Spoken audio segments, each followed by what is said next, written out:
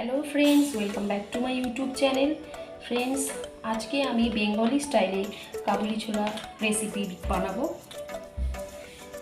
তো দেখুন, এখানে আমি কাবুলি ছোলা চানা বানানোর জন্যে সব রকম উপকরণ নিয়ে নিয়েছি। তো আপনাদের দেখিয়ে দিই।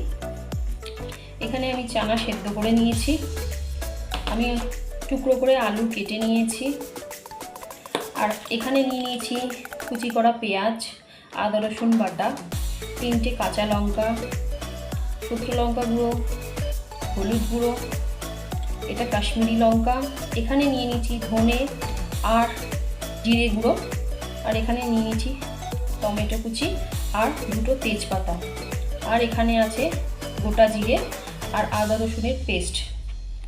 তো চলুন রেসিপিটা কিভাবে বানাবো সেটা শুরু করি।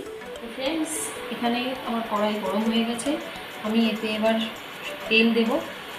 আমি এখানে সর্ষের তেল ইউজ করছি, পরিমাণ মতো তেল নিয়ে নেব।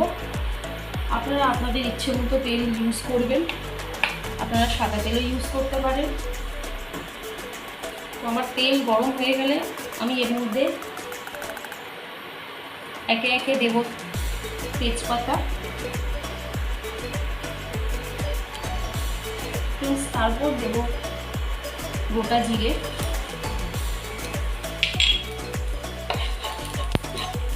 গোটা জিরেটা একটু ব্রাউন হয়ে গেলে এর মধ্যে আমরা পেঁয়াজ কুচি দিয়ে দেব।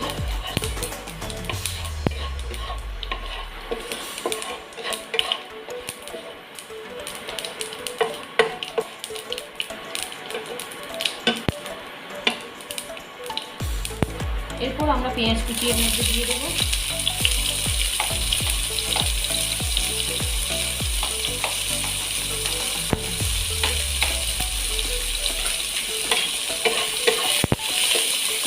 পেঁয়াজটা করে ব্রাউন কালার আসবে,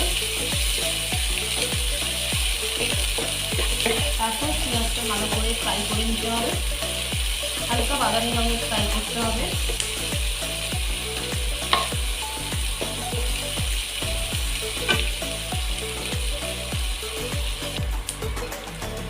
এর মধ্যে দেখুন এই পেঁয়াজটা হালকা নরম হয়ে গেছে, এর মধ্যে এবার আমরা টুকরো করে কেটে রাখা আলু দিয়ে দেব। এটা আপনারা আলু ছাড়াও বানাতে পারেন, কিন্তু আমরা আলু দিয়ে বানিয়ে খেতে পাচ্ছি তখন দেখুন তার জন্য আলু ইউজ করেছি এখানে।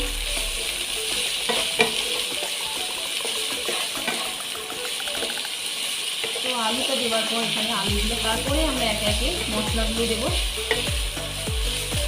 আলুগুলো হালকা ফ্রাই করে নেব। ফ্রেন্ডস, আলুটা ফ্রাই হতে হতে এর মধ্যে এবার দিয়ে দেবো আমি আদা রসুন বাটা। আপনাদের বলেছিলাম যে আদা রসুন পেস্ট করে রাখা আছে, দেখুন এর মধ্যে দিয়ে দিলাম। এটাকে ভালো করে এর সাথে আমি ফ্রাই করে নেব।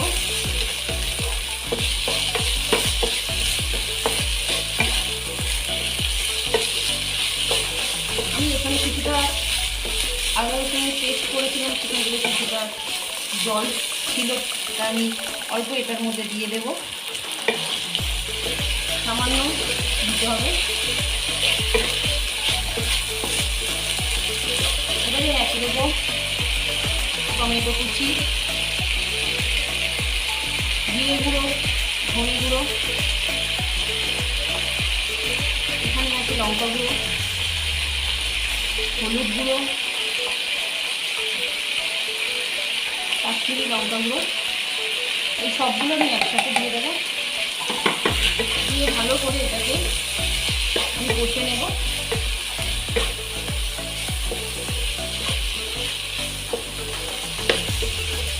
আপনারা দেখছেন আমি কিন্তু এখনও ছোলাগুলো দিইনি, কারণ আমি মশলাটাকে একটু ভালো করে কষে নিয়ে হালকা, তারপরে আমি ছোলাটা দেব। আপনারা অল্প করে পরিমাণ মতো জল এখানে ইউজ করতে পারেন, যাতে এটা পুড়ে না যায়।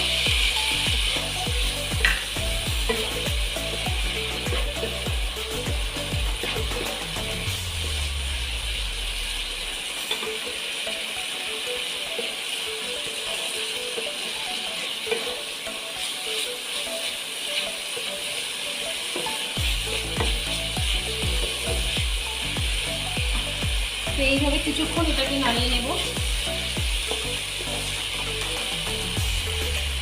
তো ফ্রেন্ডস, আমার আলুটা হালকা কষে নেওয়া হয়ে গেছে। এবার এর মধ্যে আমি অ্যাড করব এই কাবুলি চানাগুলো অ্যাড করব, করে নিয়ে আরেকটু ভালো করে এটা কষে নেব।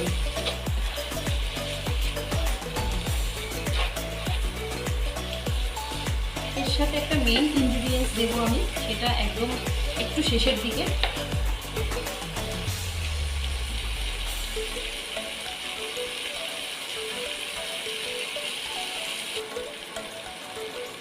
তারপর আমি এর মধ্যে পরিমাণ মতো নুন দিয়ে দেবো।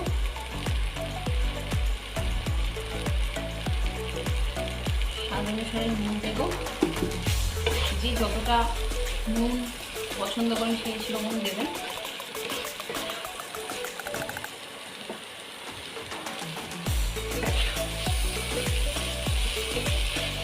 এর উপর আমি 3টে কাঁচা লঙ্কা দিয়ে দেবো।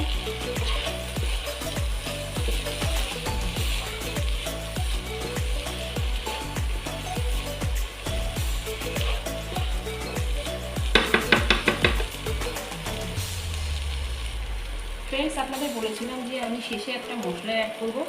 দেখুন, এটা হচ্ছে এভারেস্টের চানা মশলা। তো আমি এটা এর মধ্যে দিয়ে দেব, দিয়ে হালকা নাড়িয়ে নেব। নাড়িয়ে নেওয়ার পর আমার দেখুন এখানে কষা কমপ্লিট হয়ে গেছে। এরপরে আমি এর মধ্যে জল দিয়ে দেব, হালকা অল্প জল দিয়ে।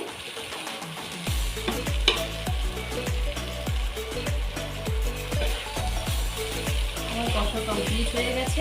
এবারে আমি এর মধ্যে জল দিয়ে দেবো। আমি এখানে জল রেখে দিয়েছিলাম, দিয়ে দিচ্ছি। আপনারা প্রয়োজন মতন জল ইউজ করবেন।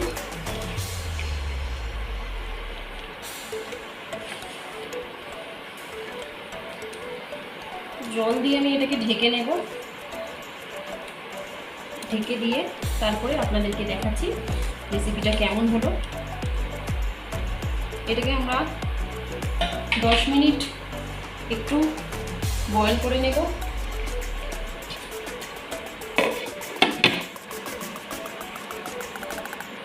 তারপর আপনাদের দেখাচ্ছি রেসিপিটা কেমন হলো।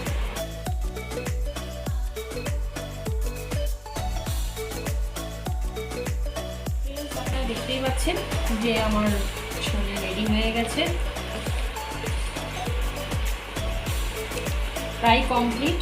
এবারে আমি একটু ওপর থেকে সামান্য একটু চিনি ছড়িয়ে দেব স্বাদ অনুসারে। স্বাদ মতো একটু চিনি দিয়ে দেব। দিয়ে দেওয়ার পর একটু নাড়িয়ে আমরা এটাকে নামিয়ে নেব।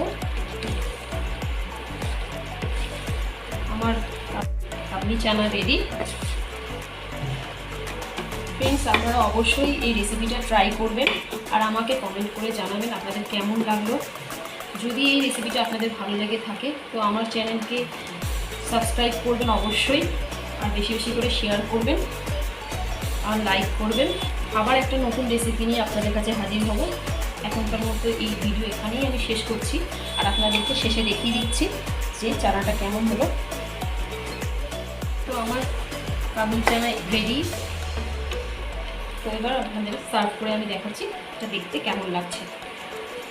বন্ধুরা দেখুন, এখানে আমার কাবলি চানা একদম রেডি হয়ে গেছে।